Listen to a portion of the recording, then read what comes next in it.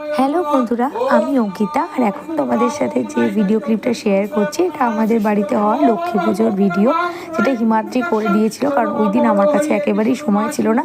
আমার বাপিমাও এসেছিলেন, খুব আনন্দ হয়েছিল, কিন্তু আমি আর ছবি তোলার সময় পাইনি। আর আমাদের বাড়ির নিয়ম অনুযায়ী বাড়ির বউকেই ভোগ রান্না করতে হয়, তাই খুব দিদি তেমনভাবে হেল্প করতে পারেনি, তেমনভাবে কি একেবারেই পারেনি। আর আমাদের ভোগে ছিল লুচি, খিচুড়ি, আলুর দম, একটা মিক্সড ফ্রুট চাটনি আর সিমাইয়ের পায়েস। অন্য বছর 5 রকম ভাজা, ফুলকপি পনিরের তরকারি হয়, কিন্তু এই বছর তো মামনির কোমর ভেঙে গিয়েছে, তাও মামনি অনেক কিছু করেছে। ওই শরীরের অবস্থায় দুজনেই উপোস করেছিলাম আমরা। অন্য বছর হিমাদ্রিও করে বাড়িতে থাকলে, আগের বছর করেছিল, কিন্তু এই বছর ওর ছুটি ছিল না। আর আমি না একদম সাজতে পারিনি।